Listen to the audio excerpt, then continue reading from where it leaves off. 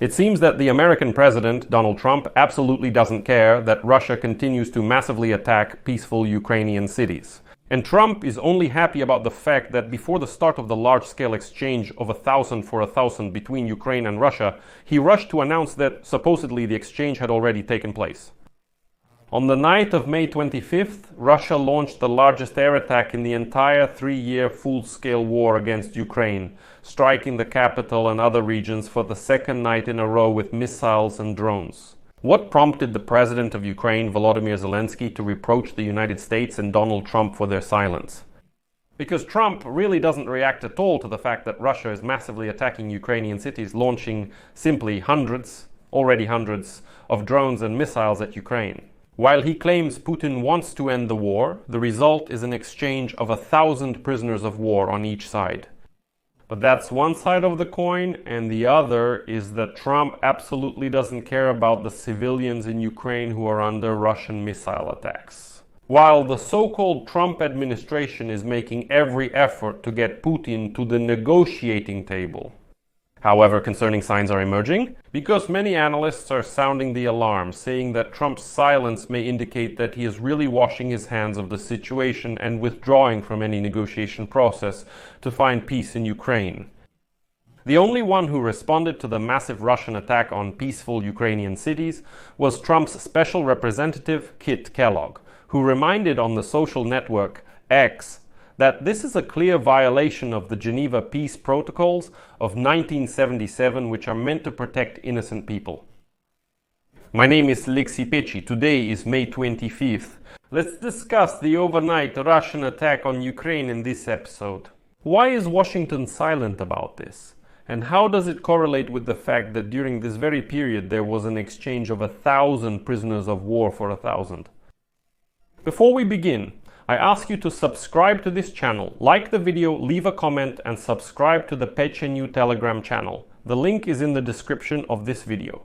There I post operational news as soon as it comes in. So, as I already said, during the night of May 25th, Russia attacked Ukraine with missiles and drones. As a result of this attack across Ukraine, at least 12 people were killed, including children. Dozens more people were injured. Among the dead are 3 children from one family in Zhytomyr region. Their parents were hospitalized. The mother remains in serious condition. 3 children died. Russia is now intensifying its air bombardments of Ukraine amid growing international pressure on Putin to accept a ceasefire proposal. And as President Zelensky said today, quote, "Every such terrorist act by Russia is a sufficient reason for new sanctions against Russia." Russia is dragging out this war and continues to kill every day. The world may go on vacation, but the war continues, regardless of weekends or weekdays. This cannot be ignored. America's silence and the silence of others in the world only encourage Putin. This attack, which happened on the night before Sunday, occurred despite the largest prisoner exchange of the entire war. As many note, this is a rare moment of cooperation in a brutal, seemingly unending conflict. The Ukrainian Air Force stated that 367 aerial attack assets, 69 missiles, and 298 drones were launched at 22 locations in Ukraine on the night before Sunday. They add that 47 missiles and 266 drones were intercepted and shot down. The previous record air attack by Russia on Ukraine occurred last weekend, when Russia launched 273 drones in a single night. And note, the Russians strike on weekends, when the maximum number of civilians are actually at home. Well, as Ukraine's Foreign Minister Andrei Sybiga said today, quote, "A difficult Sunday morning in Ukraine after a sleepless night. The most massive Russian air attack in many weeks continued throughout the night." In Kyiv, air raid sirens wailed for hours, and residents were warned to stay in shelters in the early hours of Sunday, as officials said the city faced a second consecutive night of drone and missile attacks. Civilian buildings in several districts were damaged when Russia carried out an attack using drones and missiles.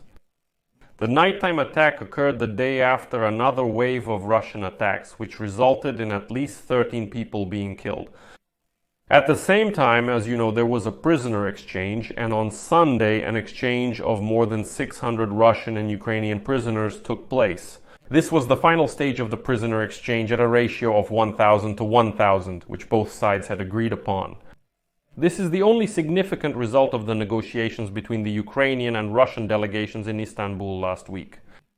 And now, the Ministry of Defense of the Russian Federation has reported that 303 Russian servicemen were exchanged for the same number of Ukrainian prisoners of war. Nevertheless, all this shows how Putin is not at all inclined toward actually making peace and stopping this war. Because initially, the meeting in Istanbul, where this exchange was agreed upon, was proposed specifically by the dictator Putin in response to the ultimatum for a ceasefire or sanctions presented in Moscow by Ukraine's European allies, which many saw as an obvious attempt by the Kremlin dictator to distract attention and drag out the negotiations. Kyiv hoped that these negotiations would help reduce losses, but since then Russia has only intensified its bombardments. Without truly strong pressure on the Russian leadership, it is simply impossible to stop this brutality. President Zelensky stated this today and called on the United States and Europe to finally impose real tough sanctions. United States President Donald Trump stated that he will not join any new sanctions against Russia as he believes there is a chance for progress, but noted that this could change. Trump also pointed to potential economic incentives for Russia if the war ends. But the latest Russian attack now renews the sense that trade with the United States is not a priority for Putin. That is, even such a carrot clearly did not tempt him. Meanwhile, Russia stated that on Sunday it was also attacked by Ukrainian drones. The Russian Ministry of Defense stated that it intercepted or destroyed about 100 strike drones, most of which were destroyed over the central and southern regions of Russia, with 13 of them over the Moscow and Tver regions. Earlier, the same Russian Ministry of Defense stated that it had destroyed 94 Ukrainian drones over Russian territory, mainly over the Belgorod and Bryansk regions. Drones were shot down over the Kursk, Lipetsk, Voronezh and Tula regions.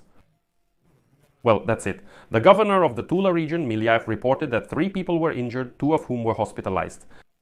Nevertheless, Trump, as you know, did not react in any way to this massive attack on Ukraine. And now, instead of weakening the Russian dictator Putin, Trump has given him even more strength by refusing to put pressure on him. The plan of the United States president was to negotiate with Putin, but this plan has clearly already failed.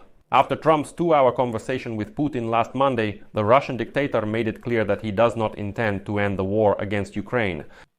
And besides, after this conversation, what did Putin do? He ordered the creation of a so-called security buffer zone along Ukraine's eastern border. Strikes on civilian targets in Ukraine are not only continuing but also increasing. Well, in this situation, many experts are concerned and express fears that with such silence, President Biden might be hinting that he is actually ready to withdraw from the peace process. If Trump has already stepped aside, this presents Ukraine with a number of difficult questions, including the continuation of American military aid in sufficient volume. But even more importantly, can Europe fill the diplomatic and military void caused by this separation? And with this withdrawal of Donald Trump from his own peacekeeping mission, which he had promoted so actively, and assured everyone around that Putin wants peace. Let me remind you, I don't know how many times, but Trump repeated throughout his entire presidential term that I'm sure Putin wants to stop the war. So, Zelensky is to blame, Biden is to blame, everyone is to blame, but not Putin. He says that Putin was simply put in such a position. He was forced to attack a neighboring country that actually never intended to attack Russia. And Trump insisted, no, what? Do you think everything will be resolved right now? And I remind you that it was Donald Trump who said, I'll just call Putin right now, and then everything will definitely be resolved. He just says, we're lacking our personal dialogue. He said nothing was resolved in Istanbul, but now that the American and Russian presidents are in contact, everything will definitely be resolved. After a 2-hour phone call, Putin announced plans to create a buffer zone, indicating a new attack on Ukraine. On the contrary, it only intensifies air attacks nationwide. This is the outcome of Donald Trump's actions. Yet Trump remains silent and unresponsive. The only one from his team who responded to this massive attack was his special representative for Ukraine, Kit Kellogg, who wrote the following on the social network X, "This is Kyiv,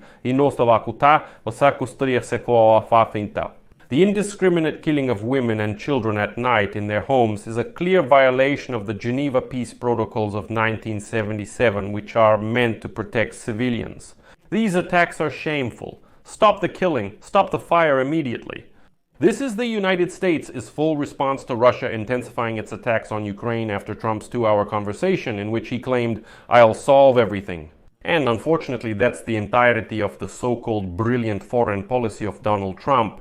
He is not going to impose sanctions against Russia, he is not going to increase pressure, and the United States of America is not preparing new military aid for Ukraine. Well, and Trump just stays silent and, spits in the face of everyone who believed in him. Those who believed Trump, who shouted, "Yes, I will end this war in just 24 hours, are the ones. Now he is personally spitting in your face with his silence. Because he promised a huge amount of things he would do, but did nothing and just disappeared, not reacting in any way. Well, friends, these are just emotions, so I'll put an ellipsis here. Share your opinion and conclusions in the comments under this episode, subscribe to the channel, click the bell, and don't forget to leave a like. That's all. Take care of yourselves. Goodbye, everyone.